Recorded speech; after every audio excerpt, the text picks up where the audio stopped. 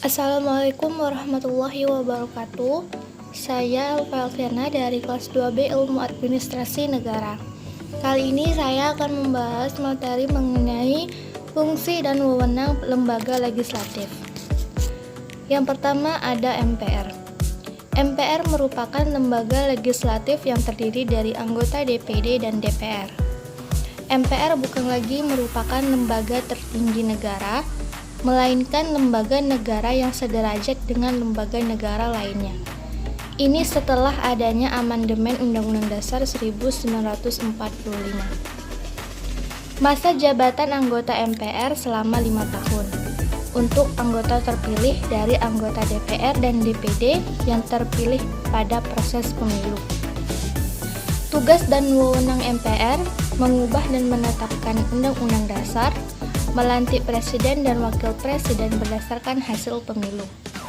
Dalam sidang paripurna MPR, memutuskan usul DPR berdasarkan keputusan Mahkamah Konstitusi untuk memberhentikan presiden dan atau wakil presiden.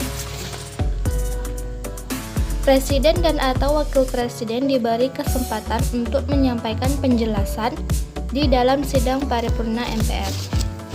MPR melantik wakil presiden menjadi presiden apabila presiden mangkat, berhenti, diberhentikan, atau tidak dapat melaksanakan kewajibannya dalam masa jabatannya. MPR juga memilih wakil presiden dari 2 calon yang diajukan presiden apabila terjadi kekosongan jabatan wakil presiden dalam masa jabatannya selambat-lambatnya selama dalam kurun waktu 60 hari. MPR memilih presiden dan wakil presiden apabila keduanya berhenti secara bersamaan dalam masa jabatannya. Ini dari 2 paket calon presiden dan wakil presiden yang diusulkan partai politik atau gabungan partai politik yang paket calon presiden dan wakil presidennya meraih suara terbanyak pertama. Ini sampai habis masa jabatannya selambat-lambatnya dalam waktu 30 hari. MPR juga menetapkan peraturan tata tertib dan kode etik MPR. Yang kedua ada DPR. DPR adalah legislatif yang punya kedudukan sebagai lembaga negara. Untuk anggota DPR berasal dari anggota partai politik yang mencalonkan diri saat pemilu yang digelar setiap 5 tahun sekali dan dipilih langsung oleh rakyat. DPR memiliki 3 fungsi yang wajib dilaksanakan, yakni legislasi, anggaran, dan pengawasan.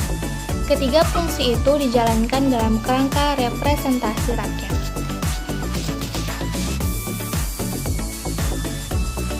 Fungsi DPR yang pertama yaitu legislasi.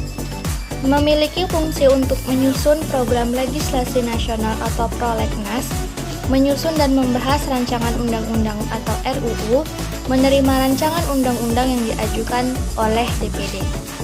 Kemudian membahas rancangan undang-undang yang diusulkan oleh Presiden atau DPD, menetapkan rancangan undang-undang bersama Presiden, dan menyetujui atau tidak peraturan pemerintah pengganti undang-undang yang diajukan Presiden untuk ditetapkan menjadi undang-undang. Fungsi yang kedua yaitu anggaran. Dalam tugasnya, DPR memberikan persetujuan atas rancangan undang-undang tentang APBN yang diajukan Presiden, menetapkan DPD atau rancangan undang-undang tentang APBN dan rancangan undang-undang terkait pajak, pendidikan, dan agama. Selanjutnya, menindaklanjuti hasil pemeriksaan atas pengelolaan dan tanggung jawab keuangan negara yang disampaikan oleh BPK. DPR juga memberikan persetujuan terhadap pemindah tanganan aset maupun terhadap perjanjian yang berdampak luas bagi kehidupan rakyat yang terkait dengan beban keuangan negara. Fungsi yang ketiga yaitu pengawasan. DPR harus menjalankan pengawasan terhadap pelaksanaan undang-undang, APBN, dan kebijakan pemerintah. DPR juga membahas dan menindaklanjuti hasil pengawasan yang disampaikan oleh DPD. Yang ketiga ada DPD.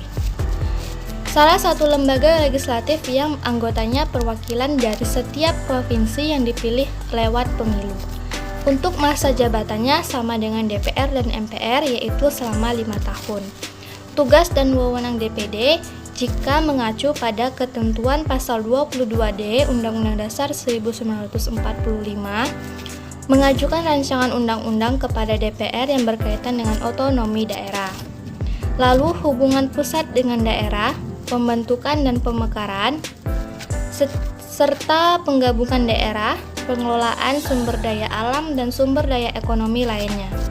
DPD juga ikut merancang undang-undang yang berkaitan dengan otonomi daerah, pertimbangan atas rancangan undang-undang dan pemilihan anggota BPK.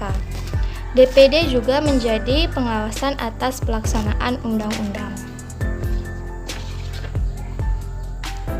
Hanya itu yang dapat saya sampaikan. Apabila ada yang kesalahan, saya mohon maaf. Wabillahi taufiq wal hidayah. Wassalamualaikum warahmatullahi wabarakatuh.